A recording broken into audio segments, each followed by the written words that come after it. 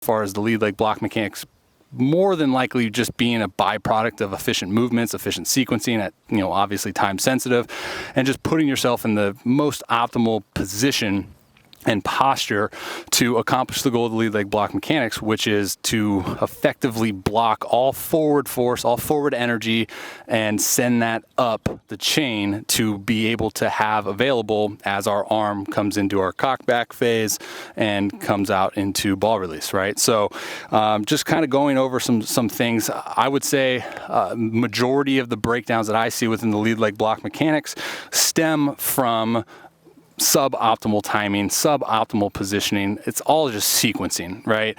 So the thing that I kind of refer to over and over again is you just want to set yourself up for success. You want to position your body accordingly to accomplish each goal, right? We're talking about within this ebook each goal of the specific, components of the delivery.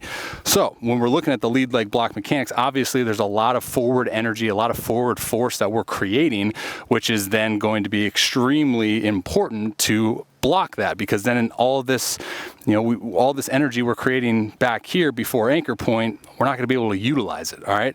So obviously we want to put a huge importance of, as we anchor down, timing and positioning. All right. So I don't like to put everyone in a box and say like, hey dude, this right here. But when we look at it, you're gonna best accomplish the goal of the lead leg block mechanics if you are positioned accordingly, which is front foot either slightly closed or linear towards your desired target, which is going to be the catcher. You want to land in knee flexion. We talk about potential breakdowns that are some sort of knee extension manipulation, where guys get so fixated on that straight leg, that knee extension, that they'll almost land in knee extension, and then now you're not able to effectively block that because of the way that the sequencing is with the hips and the pelvis rotating over the femur. You're not going to be able to rotate effectively if you're in knee extension. You're going to fall victim of not clearing your hips. Of course, there's got to be a car alarm that goes off right now, right? So again, front foot positioning, we talked about how the importance of the front foot. You'll see breakdowns occur both ways, where you're either closed off, you cut yourself off, you're not able to block effectively, the knee's going to actually bow out because of maybe the foot posture, or even too open, where now you're positioned with your hips almost too open, right? Which is a byproduct of really, really early hip rotation, which now is going to affect the lead leg block. All right, so the foot, like I said, we want to land slightly closed, if not linear, okay? Landing in knee flexion. You want to land and position your hips accordingly, so then obviously just gravity takes over the completion of the hips as the pelvis rotates over the fixed femur. That's when you're going to see the knee get into extension.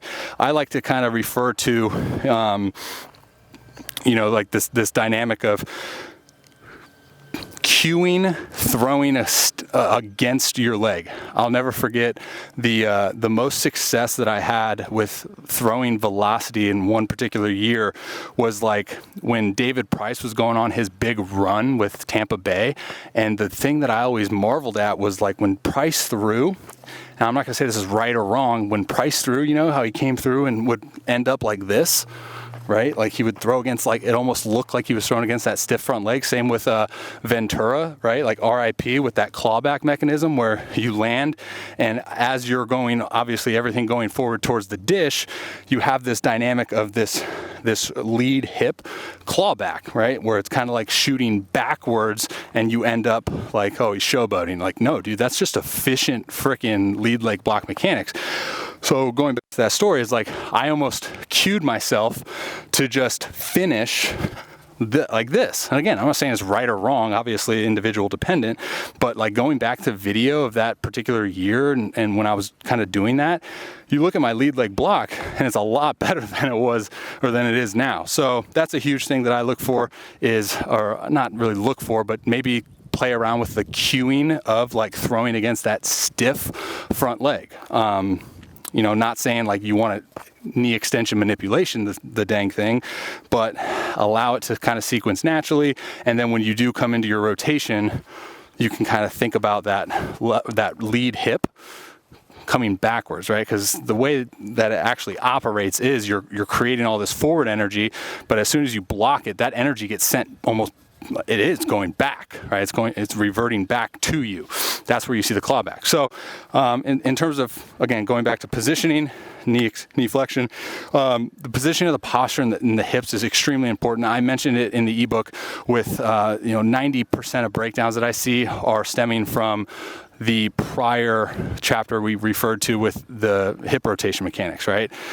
When does the hips initiate rotation in relation to X, Y, and Z, right? Like, you're going to obviously see a lot of byproducts that are occurring at the end of the delivery that are, like I said, byproducts of what's happening back here. I can't tell you how many times, I get people that say, hey, I have a lead leg block breakdown. Well, it's like, no, you have a hip rotation breakdown that's causing your lead leg block to not position optimally, so therefore it break down. So like, the way that I look at just pitching mechanics in general is you wanna correct things in order of like the sequence, right?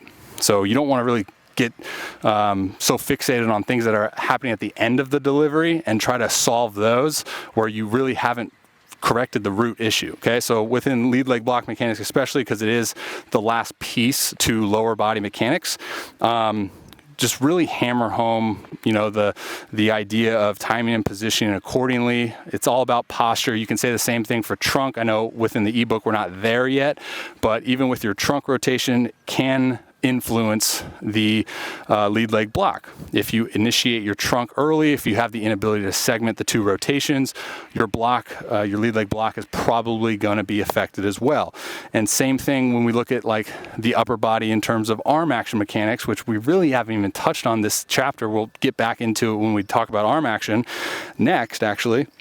Is you want to have available, right? So within the goal of lead leg block, you want to have such an effective block to where you can now have all of that forward energy that you've created available for your arm. I look at upper body mechanics as kind of just, I don't want to say another byproduct, but you kind of just want to be neutral and be relaxed within the upper body, position the arm and the hand accordingly, and then really you're just grasping.